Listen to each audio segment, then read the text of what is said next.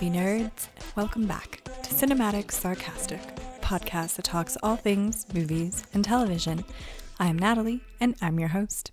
On today's episode, we are going to be talking about the latest installment of House of the Dragon. I think we're on episode 4 now, and holy monkeys, I don't even know where to start with this episode. It was just a nonstop what is happening from the beginning of the episode all the way to the end of the episode. I don't even know how to unpack just the level of mayhem that Damon spreads everywhere he goes. So in this episode, we started out getting to see Rhaenyra kind of hating life, having to go through old dudes and young kids and all of these people that her father has set up as potential suitors for her. She's been traveling around doing kind of, the regular mission of a princess, just going and visiting all of these different places and getting to see these suitors that come to see her. And she hates them all. And right out of the gate, we see this little boy, right, that stands up and starts going on his spiel about, how he'll be a great protector to her. And, he's much younger than her. And then this older dude starts heckling him. And this little boy, spoilers, just guts him right there. It's just puts him in his place in 2 seconds.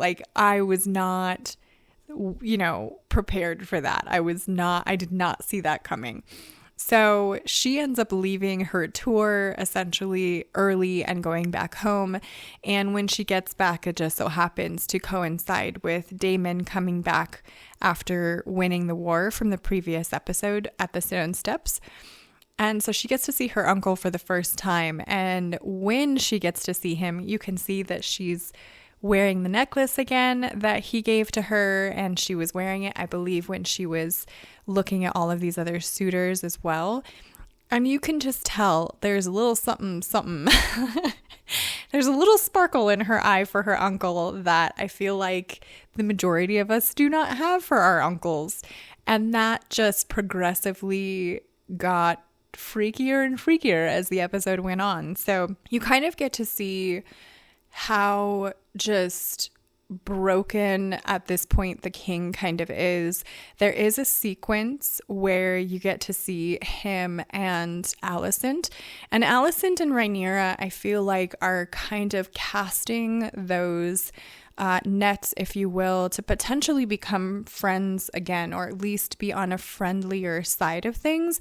And then, of course, Damon throws just a monkey wrench into that. But there is this incredible sequence in the show where you get to see kind of the two sides of things, and it's Viserys and Alicent kind of doing the dirty, and you get to see all of his blisters and sores. He's missing 2 fingers at this point.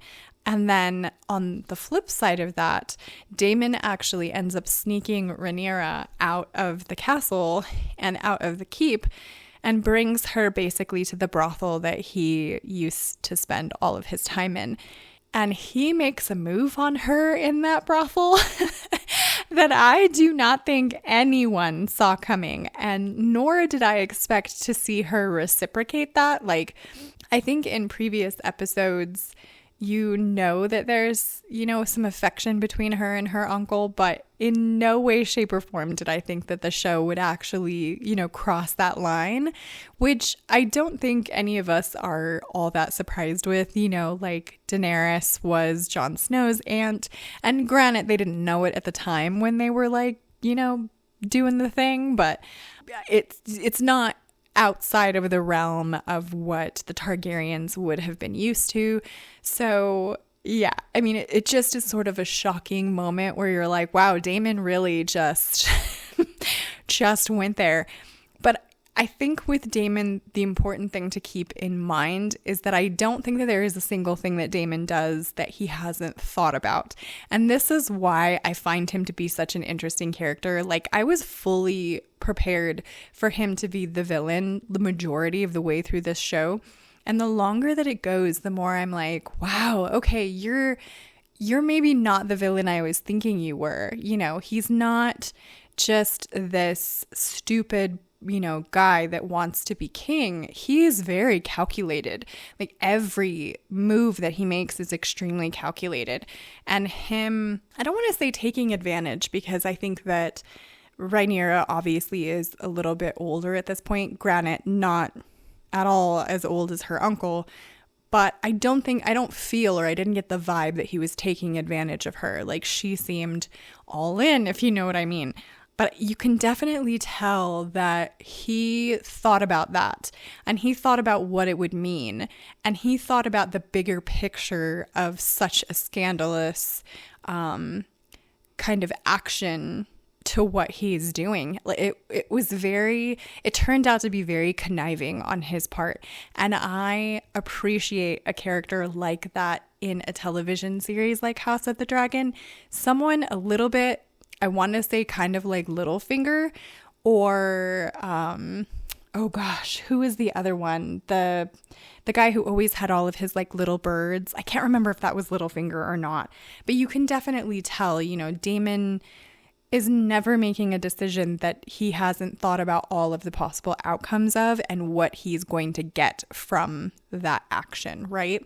So whereas at the beginning I kind of thought like, oh, maybe he genuinely has some interest in his niece, turned into, oh no, Daemon just wants to still be king.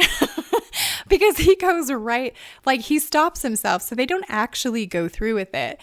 And then Rhaenyra ends up going through with it with someone else, which I felt like was a lot more shocking than her uncle coming at her, because I've never just that quickly gone from one person to the next in like a matter of minutes. But she clearly just has a mind of her own and a will of her own. And you have to appreciate that, I guess, in a character like her. But yeah, Daemon ends up coming back, and Otto Hightower, who we know has been kind of conniving and we know has been intentionally, you know, putting his daughter in the king's way so that he's getting potentially grandchildren that he can push and prod onto the throne, you know.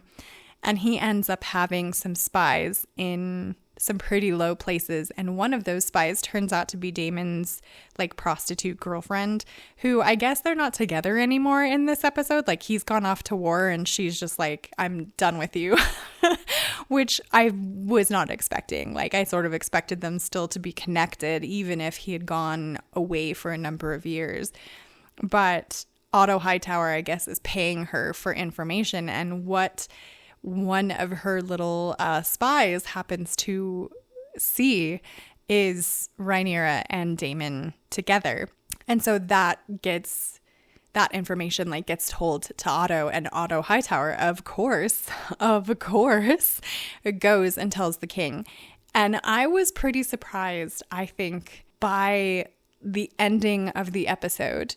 You know, Rhaenyra is vehemently denying that she's done anything, which is accurate, right? Like, her and Daemon did not hook up, essentially. You know, like, there's some kissing and some petting and whatever, but they didn't actually go through with it. So she's not lying when she says, like, I didn't sleep with him. But she can't say that she didn't sleep with anyone, because she basically came home and slept with the Prince Caspian or whatever. That's her guard, you know. So it's just interesting. It's interesting that no one seems to believe her at her word.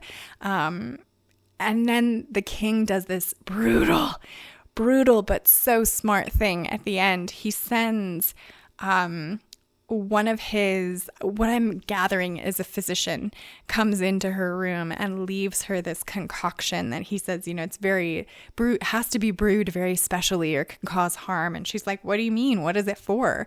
And he goes, well, it's to make sure you don't have like any surprises from the actions that you've made. And so you get the hint, right, that this is to make sure that she's not having any unwanted children.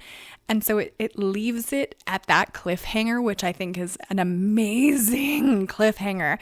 Because on the one hand, right, you have to stop and sort of think, like, if she drinks it, then that is sort of telling her father and Alicent and everyone that she really did sleep with Daemon, which didn't happen. But on the other hand, if she doesn't drink it, then she has the potential of maybe getting pregnant with her guard's baby. So it's really like a rock and a hard place that Rhaenyra has found herself in. And of course, through, this rumor and all of that, Otto Hightower has some repercussions that I don't think he was expecting. And not only that, but so does Rhaenyra. She thinks she's going out for just a fun night. And at the end, she ends up forcing her father's hand essentially to pick who she will marry for her. And it will be the son from House Valerian. So it's very interesting to see how all of this political stuff happens. And here's the thing about House of the Dragon that I think is very interesting. I don't find it boring. Like, you do have those episodes where, there's dragons and fire and, battle and yada yada. But then there are episodes like this one where there isn't really action happening. It's very much like the weaving of politics and who is trying to step where and get, higher than their station and so forth. And that is equally as exciting to me, because I love like people's motivations and getting to see, that Otto Hightower really kind of had been making these maneuvers that he was thinking the king was just completely blind to. And I think for a portion of time, Viserys actually was blind to it. And then in this episode, he's like, don't think I didn't see what you did with your daughter. And if you think, that spreading rumors or whatever the case may be, like keeping tabs on my daughter is going to put your grandchildren in front of her, it's not. And it's just wild to me kind of that there isn't a single character so far that I think is just pure, that doesn't have an ulterior motive or that doesn't have some sort of other plot line happening with them. Even Alicent, like, I don't think she is a victim of her circumstance. Like, I think sometimes she pretends to be a lot nicer than she is, just like her reaching out that olive branch to try and be friends with Rhaenyra, and then on a dime, once that rumor came out, she's like, how dare you, like, what's going on, trash. Like, it's just interesting how quickly she seems to twist, that you can tell there is no loyalty there if ever there was loyalty in their friendship. So it's very interesting stuff for me to see unfold. But this episode was just, I thought the dragon battle one was wild. This one was wild. I was like, what else are you going to throw at me in this hour? What possibly could happen other than what's happened already? So I am very, very anxious to see the next episode, episode 5. I am so anxious to know whether Rhaenyra like drank it, if she's okay with like saying that, or having everyone, I guess, believe that she slept with Daemon, and like, or is she just gonna hope for the best with her and the guard? I'm just like, I need to know. I need to know these things. I think we only have one more episode of House of the Dragon with the younger actresses. I want to say episode 5 or episode 6 is where we get the cast swap to the older girls. So I'll be anxious to see kind of how they make that happen without it being too jarring to the storyline in general. But so far, I am absolutely loving it. Like, House of the Dragon is living up to my expectations and then some. So let me know what you guys think of this episode of House of the Dragon. Subscribe if you want to join the Movie Nerd family, and I hope to see you in the next episode.